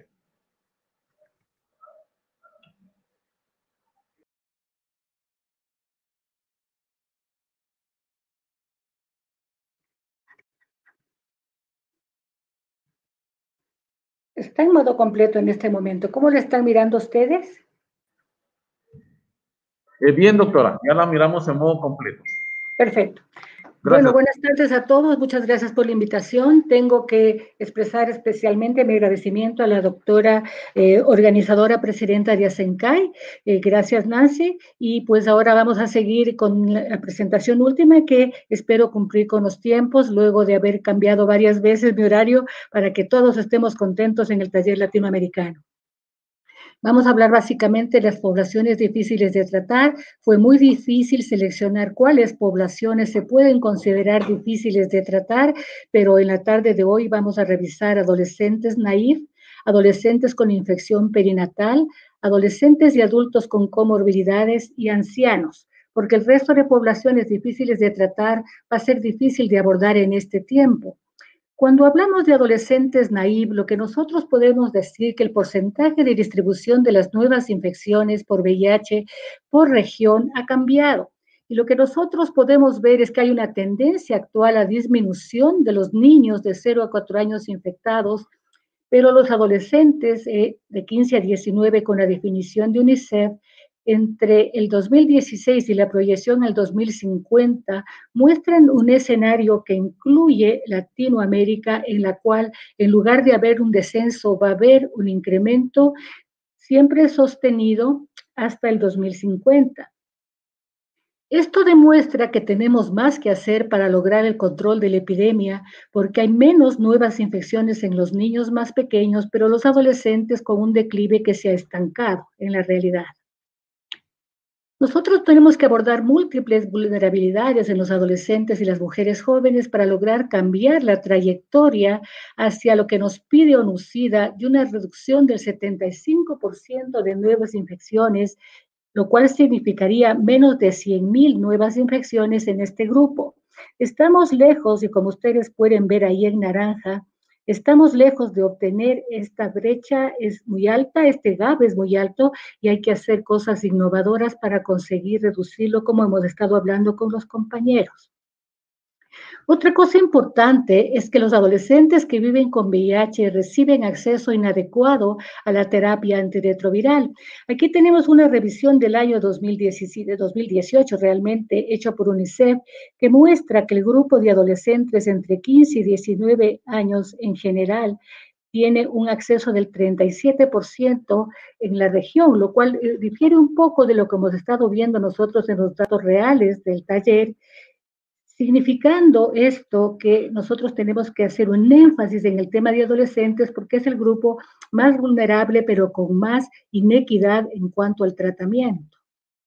Aquí nosotros podemos ver la proporción de menores de 25 años, hablando en general en jóvenes, en la población activa bajo control, cuando estábamos con 96,553 pacientes, y veíamos que es alrededor del 10%, pero tenemos países como Venezuela o como Ecuador, que muestran un mayor porcentaje de jóvenes y adolescentes infectados, lo que hace que globalmente entre 15 y 29 años sean más del 22% de los ingresos al taller en esta edad y de la población activa bajo control, hablando de 96,000 y un poco más de pacientes. Esto visualmente ya tenemos en esta diapositiva como muy claro, y como lo había dicho Isabel, nosotros vemos un incremento sostenido de nuevas infecciones en los jóvenes, pero básicamente en los hombres jóvenes. Se puede decir que en las mujeres jóvenes un poco la situación se ha estancado, pero tenemos un problema grave en Latinoamérica que hemos estado llamando la atención, inclusive hemos presentado 2 pósters, uno en la Conferencia Mundial de SIDA del año pasado, demostrando que esta es la realidad, que nosotros tenemos un incremento de hombres jóvenes en la región. En total, nosotros podemos decir que hay un 44,8% de personas viviendo con VIH que ingresan al taller entre el 2013 y el 2017. Esto es vida real, ¿no es cierto?, antes de los 39 años de edad. Pero esto no se ve necesariamente reflejado en el tema de presentación tardía. Cuando nosotros estamos hablando de presentación tardía, este no es el grupo que se presenta más tardíamente. Mientras avanza la edad, la presentación tardía crece. Pero de todas maneras, si ustedes ven que con menos de 200 CD4 ingresan el 25% de los adolescentes entre 15 y 19, sigue siendo esta una cifra inaceptable para nuestra región. Pero ¿cómo influyen, ¿no es cierto?, los objetivos de desarrollo sostenible con el hecho de tener VIH y de morir por VIH? Entonces, lo importante aquí es que la inequidad existente, sobre todo para personas viviendo con VIH, sobre todo para las mujeres, demuestra que si nosotros no reducimos los niveles de pobreza, de hambre, si no conseguimos mejor educación, si no luchamos contra la violencia de género como objetivos de desarrollo sostenible, no vamos a conseguir bajar la mortalidad. Y este estudio lo muestra claramente. Si nosotros tuviéramos, esto fue presentado en NICE en el 2018, y muestra que si nosotros tuviéramos 4 de los objetivos de desarrollo sostenible, nosotros tendríamos 9,3% de mortalidad en las personas viviendo con VIH. Si esto es reducido a 0, o sea, no conseguimos ni un solo objetivo, el 38,5% de estas personas van a fallecer. Es importante, por lo tanto, nosotros tener servicios adaptados para adolescentes, servicios adaptados que cubren la prevención, sea un adolescente HCH, un drogadicto por vía intravenosa, una trabajadora sexual, o tengamos simplemente un adolescente o mujer joven, que tiene que llegar al cuidado, que tiene que tener un tratamiento antirretroviral adecuado, que generalmente incluye antirretrovirales que tengan una alta barrera genética por el alto nivel de falta de adherencia de este grupo, la cascada de tratamiento que tiene que ir desde el infectado perinatal hasta el adolescente en seguimiento. Si nosotros vemos aquí un modelo, podemos ver que el adolescente llega ya con su condición de drogadicto, de HCH, de trabajadora sexual. Tenemos también hombres jóvenes y mujeres jóvenes, y la tendencia actual es a que todos, si es que es posible, reciban PrEP. Si no se consigue conseguir una prevención adecuada con el uso del condón, la PrEP, una anticoncepción adecuada también, lubricantes para los HCH, si no conseguimos prevenir la infección, el acceso al tratamiento lo más inmediato posible es muy importante. En este caso, la distribución también de condones para las parejas serodiscordantes, el tratar las coinfecciones y tener unos servicios con una información que sea bien comprendida por el adolescente, sin estigma, sin discriminación, es lo que nos va a llevar a un tratamiento adecuado y a un seguimiento adecuado y sobre todo a sostener en el cuidado al adolescente. Nosotros aquí vemos varios estudios, ¿no es cierto?, de adolescentes en Sudamérica que muestran que la adherencia va entre el 66.6% hasta casos tan graves como 33.3% de adherencia en un grupo en el 2012. Esto ha ido mejorando con el tiempo, pero nunca se ha tenido en el grupo de adolescentes una adherencia superior al 60%. Por lo tanto, tenemos que tener para el adolescente servicios diferenciados con estrategias o intervenciones para apoyar a los adolescentes, sobre todo las embarazadas que viven con VIH, mejorando los resultados de salud materna e infantil en este grupo. El modelo de prestación de servicios tiene que llevar toda la cascada de VIH, si es posible desde el primer día en que el adolescente acude a este servicio. Para esto es importante tener intervenciones de pares y modelos de prestación de servicios diferenciados, y el apoyo psicosocial y el apoyo familiar es extremadamente importante. Cuando hablamos de tratamiento, tenemos que tener enfoques nuevos para mejorar la adherencia y para impactar en el éxito de esta adherencia. Tenemos que tener tratamientos eficaces y que sean bien aceptados, y también tenemos que pensar en nuevos sistemas de administración de fármacos para este grupo. Es importante tratar las coinfecciones y comorbilidades y secuenciar en forma óptima los antirretrovirales, porque lo que nosotros tenemos que ver es que esta es una población que va a recibir tratamiento por mucho tiempo, entonces la secuenciación se vuelve extremadamente importante. Aquí tenemos nosotros el abordaje de los estándares latinoamericanos, del taller latinoamericano de VIH, de los hombres jóvenes, que muestran que en las personas viviendo con VIH, como los adolescentes que tienen una dificultad proyectada en adherencia, es importante elegir antirretrovirales con una alta barrera genética, como los inhibidores de integrasa, sobre todo dolutegravir, elvitegravir y ahora vitegravir, y se puede utilizar también inhibidores de proteasa en esta población que puede tener una terapia a largo plazo, con precaución con los inhibidores de básicamente de transcriptasa como el efavirenz, en los cuales sabemos que vamos a tener una barrera genética más bien baja.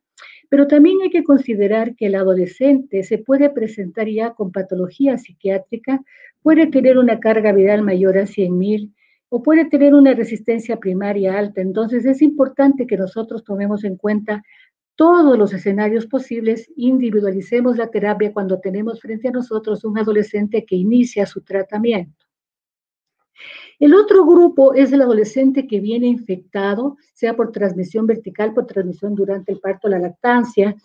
Y aquí lo más importante, o una de las cosas más importantes, es que este adolescente va a pasar al servicio de adultos, y esta transición es una transición que suele ser bastante dura.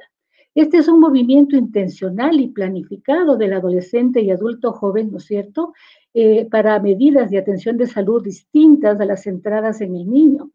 Y lo que se ha visto es que la atención centrada en el niño suele ser más personalizada, tenemos involucrada a la familia con mayor frecuencia, es menos fragmentada y este paso tiene que ser bien supervisado, se lo ha dicho últimamente en todas las conferencias, por ejemplo, las que se presentaron en el ISA, se ha hecho mucho énfasis en el tema de la transición sanitaria en este grupo.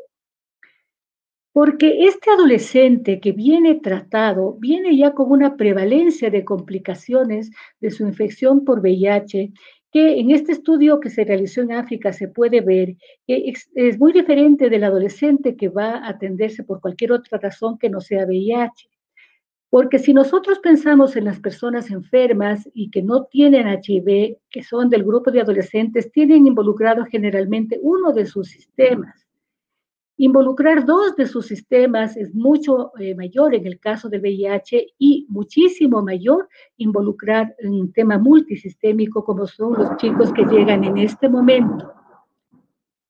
Entonces, los mecanismos que impulsan que esto ocurra, que han impulsado a través de la vida de este niño, el adolescente, básicamente bien definidos, la toxicidad por antirretrovirales, los problemas oxidativos, nutrientes o dietéticos, los factores maternos aún, el factor socioeconómico de contaminación del ambiente, las coinfecciones y la translocación bacteriana son las causas más importantes de activación inmunológica, activación de monocitos, activación de células T y la cascada inflamatoria conocida ya del adulto, ¿no es cierto?, que del adolescente que se transformó en un adulto, inclusive identificados ya todos los, o sea, nosotros podemos identificar claramente cuáles son los marcadores que nosotros podemos medir en el adulto con problemas de densidad mineral ósea, riesgo cardiovascular, problemas pulmonares, diabéticos, trastornos neurocognitivos o personas frágiles,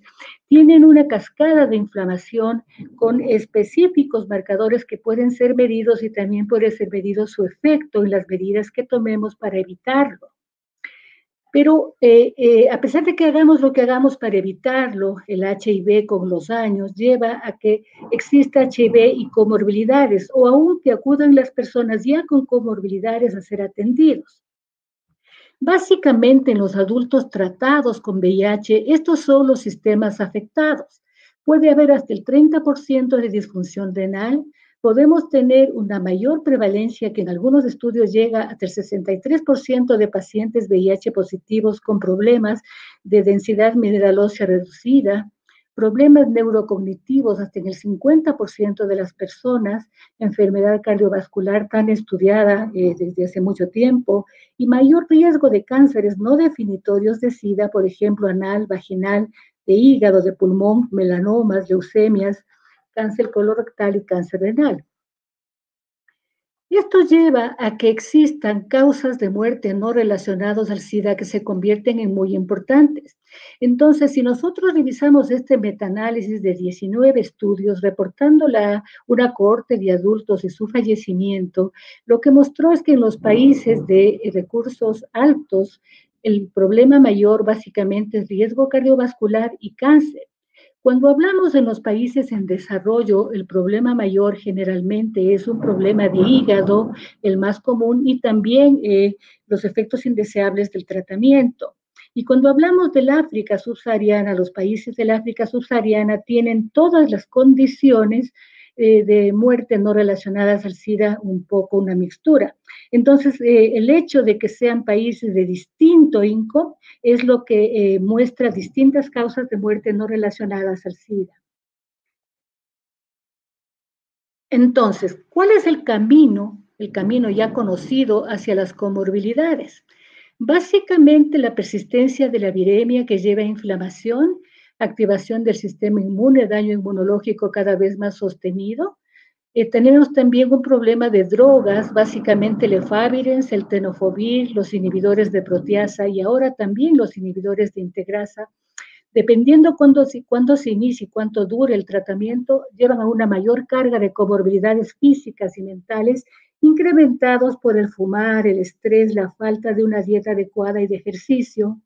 Este es el camino que nos lleva a que la esperanza de vida general y libre de comorbilidades para las personas con y sin infección por VIH sea diferente.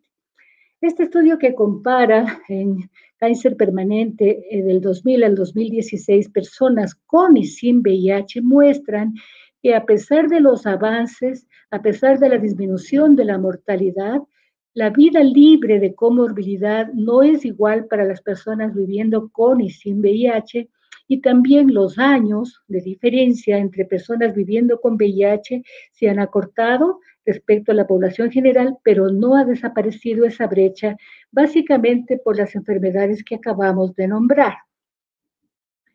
De estas, la más importante o la que está más destacada en los últimos años es la hipertensión, en segundo lugar la hiperlipidemia, luego la diabetes. Estas son las enfermedades, las metabólicas, las más importantes para conseguir o no conseguir llegar a acortar esta brecha.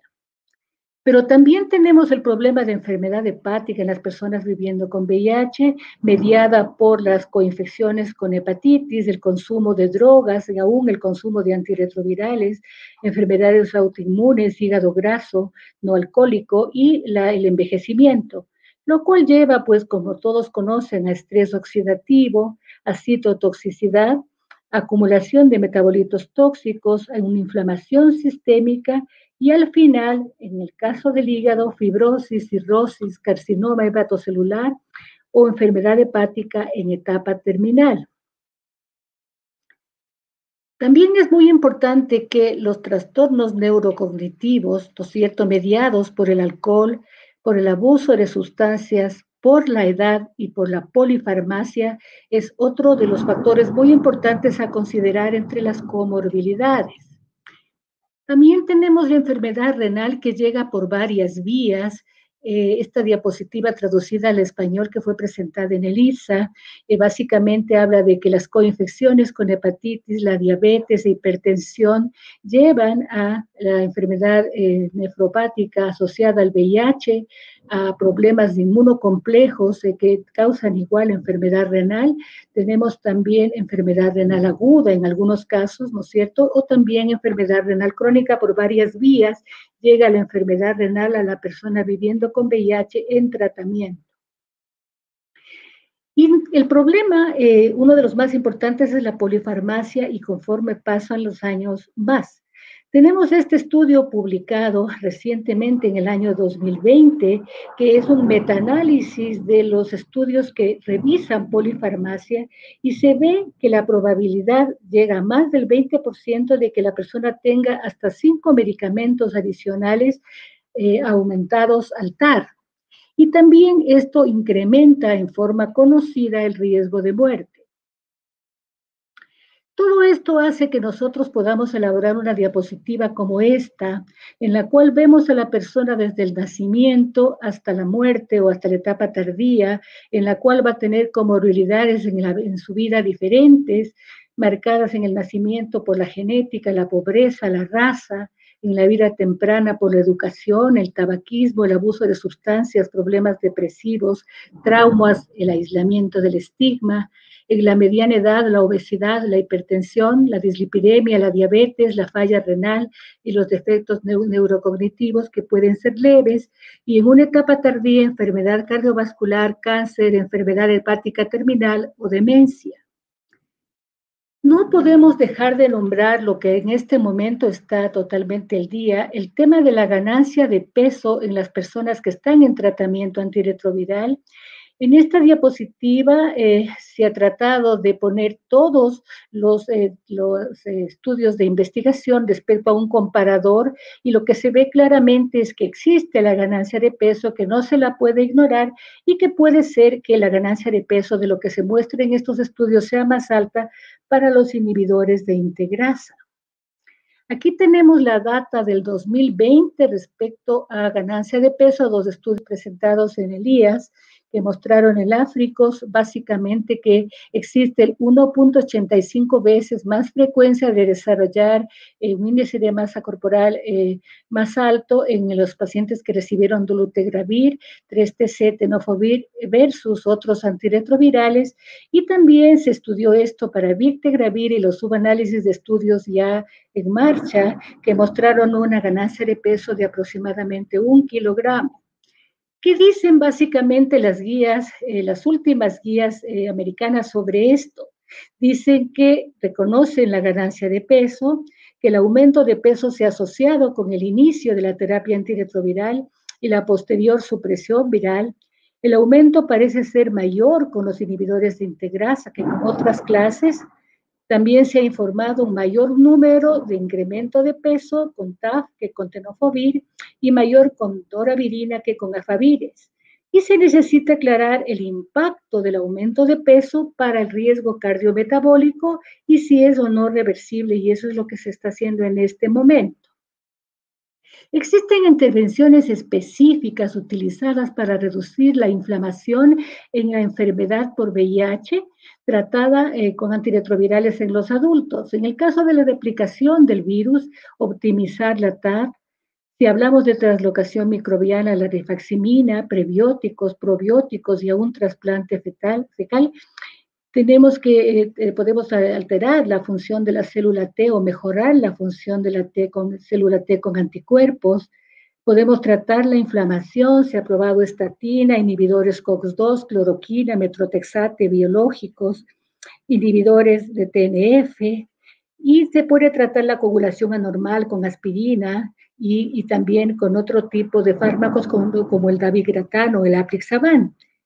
Básicamente, lo que podemos decir es que en este momento, ¿no?, mostrando la misma gráfica respecto a reducir las comorbilidades y estrechar la brecha de mortalidad, lo que se ha visto es que ya hablar de mortalidad más bien está relacionada con un criterio de valorar la morbilidad antes de la muerte. En otras palabras, lo que se está hablando es de vida útil de la persona viviendo con VIH, y a eso es lo que se dedican los estudios clínicos actuales.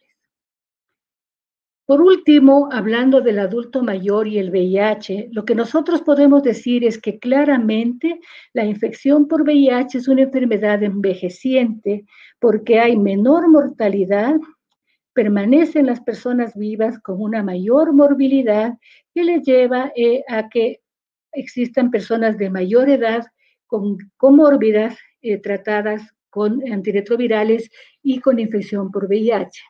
Esto es el taller latinoamericano de VIH que nos muestra básicamente el grupo entre 50 y 70 años de edad, que es un grupo importante de las personas viviendo con VIH que entran al taller, pero también es importante decir que este grupo es el que llega en presentación más tardía, lo cual complica más las cosas porque la gente viene ya con su comorbilidad específica.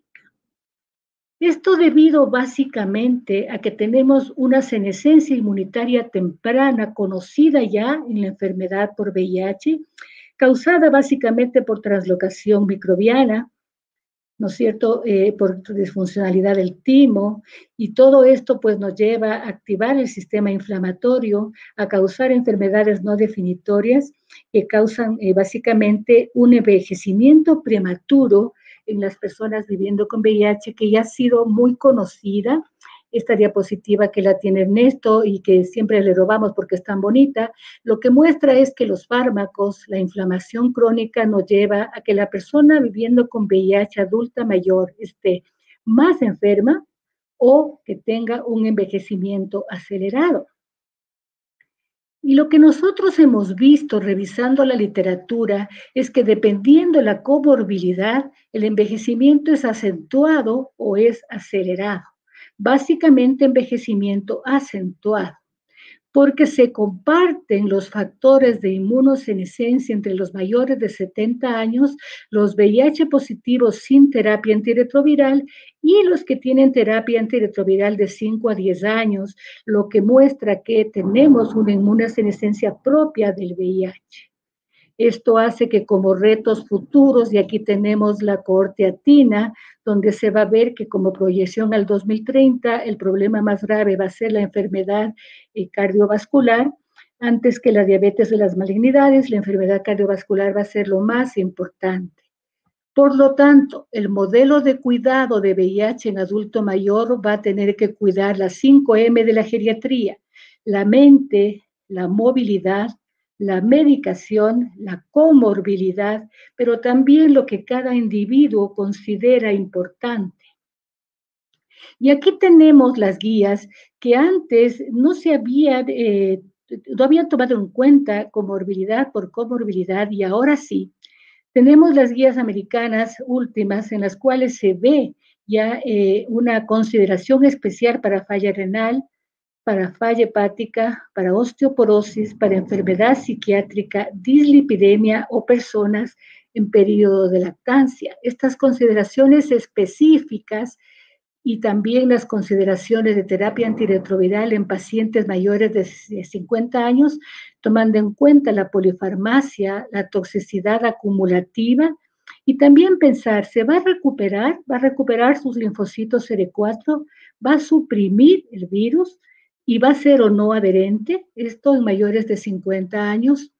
Por lo tanto, la realidad es una persona con comorbilidades específicas, una persona con coinfecciones específicas, y aquí tenemos en verde lo que tenemos que utilizar en cada una de estas condiciones. No tenemos tiempo para relatar todas, pero lo importante es decir que nosotros en los países ya tenemos consideraciones especiales en Ecuador, en Chile, en Venezuela, en Argentina específicamente, para presentación tardía, embarazo, mujer, mayores de 50 años, coinfectados, enfermos renales, riesgo cardiovascular, dislipidemia. Y si ustedes se ponen a revisar la tendencia a que en la mayoría de estas patologías se utilicen inhibidores de integrasa, es una tendencia global en Latinoamérica, pero también con excepciones para determinados momentos específicos que los países ya los están tomando en cuenta. Entonces, nosotros podemos decir también que los estándares latinoamericanos del Taller Latinoamericano de VIH considera la primera línea para todas estas las alternativas de primera línea para todos estos problemas, muy claramente especificados una alternativa y qué fármacos no van a ser recomendados, por ejemplo, en mayores de 50 años, con una tendencia general a los inhibidores de integrasa, con la posibilidad de utilizar inhibidores de proteasa de ser necesario o indispensable, y de evitar Fabies, que es hoy por hoy todavía en algunos países el gold estándar del tratamiento. Aquí tenemos nosotros las guías internacionales que muestran también que tienen escenarios específicos en el EACS, como les había mostrado en el DHCS, en el DHHSE, para estos escenarios específicos, y que tenemos que considerar que tenemos que tomarlos en cuenta en el momento de iniciar la terapia antirretroviral en estas poblaciones. Otra cosa importante es, y que no podía dejar de mencionar, es que cuando estamos hablando de comorbilidades, cuando estamos hablando de adulto mayor y de adolescente, no podemos dejar de tomar en cuenta la terapia dual. En este momento el criterio de menos es más, que va creciendo, como bien lo dijo el doctor Afani, para el 2021 la tendencia va a ser esta, entre otras. Y tenemos aquí los principales estudios clínicos para terapia inicial, doble terapia inicial, y también tenemos la doble terapia en mantenimiento y para switch, que es una consideración importante cuando hay comorbilidades y pacientes suprimidos, la terapia dual para estos pacientes. Entonces es muy importante que no se pierda de vista los estudios que ya están terminados y que son ofertas importantes y posibles para nuestros países en vías de desarrollo para estas poblaciones. ¿Por qué? Porque conseguimos impactar en la inflamación al reducir al menos de 3 drogas, ¿no es cierto? Por ejemplo, Este es el estudio que muestra que la reducción a menos de 3 drogas en un análisis multivariado consiguió que algunos marcadores, no todos, ¿no es cierto?, se reduzcan en las personas que utilizaron la terapia doble. Y otra consideración bien importante, y para terminar, es que las guías actuales dicen que esa tendencia en mantener a la persona con eventos adversos graves tomando antirretrovirales no es adecuada. El cambio con las ofertas actuales tiene que ser inmediato. Hay una tormenta acá en mi ciudad terrible. Y se debe manejar estrategias individualizadas para cada paciente. Muchas gracias.